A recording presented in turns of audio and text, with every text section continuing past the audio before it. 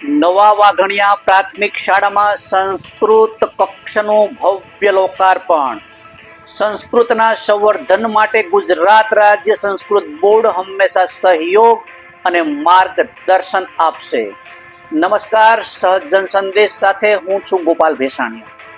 25 August 2026 રોજ ભેસાણ તાલુકાની શ્રી નવા વાઘણિયા પ્રાથમિક શાળા ખાતે ગુજરાત રાજ્ય સંસ્કૃત બોર્ડ ગુજરાત સરકારના સહયોગથી સંસ્કૃત કક્ષનું ભવ્ય લોકાર્પણ કરવામાં આવ્યું હતું.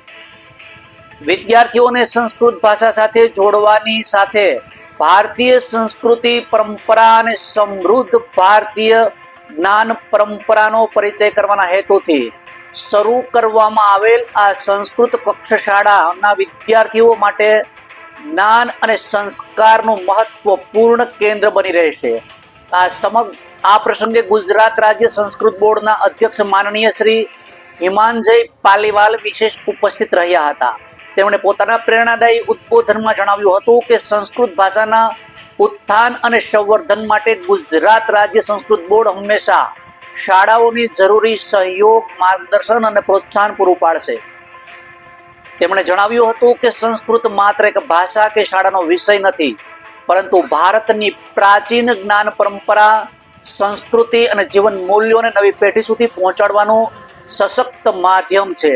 વિદ્યાર્થીઓમાં સંસ્કૃત ભાષા પ્રત્યે રસ અને અભિરુચિ કેળવાય તથા તેઓ ભારતીય સંસ્કૃતિ અને સંસ્કારો સાથે જોડાય તે માટે સંસ્કૃત કક્ષની ભૂમિકા મહત્વપૂર્ણ રહેશે.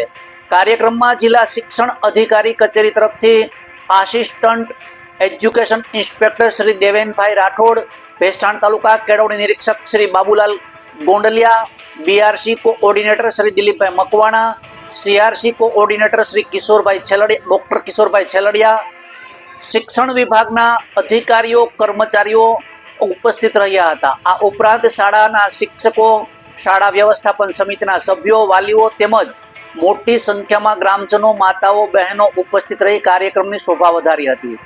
શાળામાં શરૂ થયેલા સંસ્કૃત કક્ષમાં વિદ્યાર્થીઓને સંસ્કૃત ભાષા શીખવા માટે વિવિધ સંવાદાત્મક અને પ્રવૃત્તિલક્ષી શિક્ષણ પ્રવૃત્તિઓ હાથ ધરવામાં આવશે.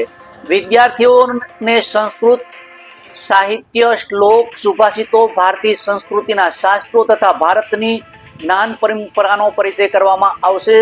સંસ્કાર, સંવાદ, સંસ્કૃતિના સંદેશ સાથે શરૂ કરેલો આ કક્ષ વિદ્યાર્થીઓમાં ભાષાકીય કૌશલ્ય વિકસાવવાની સાથે ભારતીય મૂલ્યો અને સંસ્કારોના સિંચનમાં મહત્વપૂર્ણ યોગદાન આપશે. કાર્યક્રમ દરમિયાન ઉપસ્થિત મહાનુભાવે સંસ્કૃતના પ્રચાર પ્રસાર અને સંવર્ધન માટે આવા પ્રયાસોને આવકારી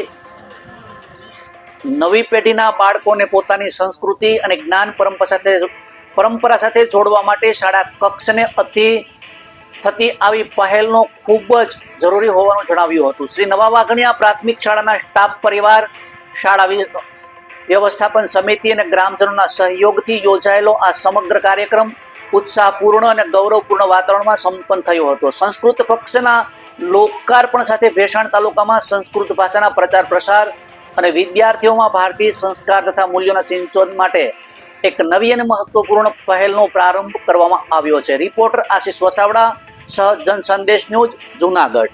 આજે આપણે ગુજરાત સરકાર દ્વારા પ્રસ્તાવિત સંસ્કૃત કક્ષ યોજના અંતર્ગત જૂનાગઢ જિલ્લામાં નવા વાગડિયા પ્રાથમિક શાળામાં આવવાનો અવસર મળ્યો.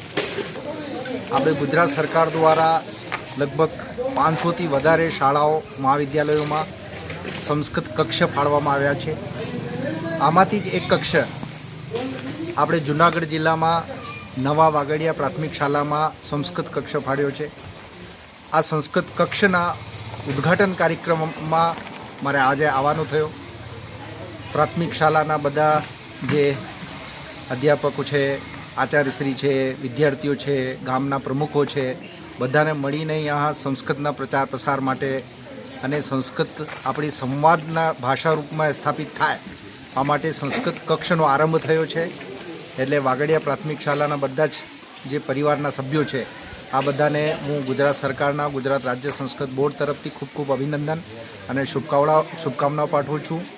અને આ કક્ષ સંસ્કૃતના પ્રચાર પ્રસાર માટે મુખ્ય ભૂમિકા ભજશે આ હું અપેક્ષા રાખું છું. ધન્યવાદ. સાહેબ, સ્કૂલ નાની છે, સંસ્કૃત કક્ષ પાઠ આપવામાં આવ્યો છે, તો આ સ્કૂલમાં આપને વિશેષ શું લાગ્યું? વિશેષ તો શું, આપણે પૂરા ગુજરાતમાંથી કોઈને કમ્પલસરી એટલે જબરદસ્તી કોઈને કક્ષ નથી આપ્યા. જે સામેથી ઉત્સાહ દેખાવે કે નહીં અમે ખરેખર સંસ્કૃતનું કામ કરીશું, એટલે 50,000થી વધારે શાળાઓ, મહાવિદ્યાલયો અને સામાજિક સંસ્થાઓમાંથી આપણે આવેદન આમંત્રિત કર્યા હતા.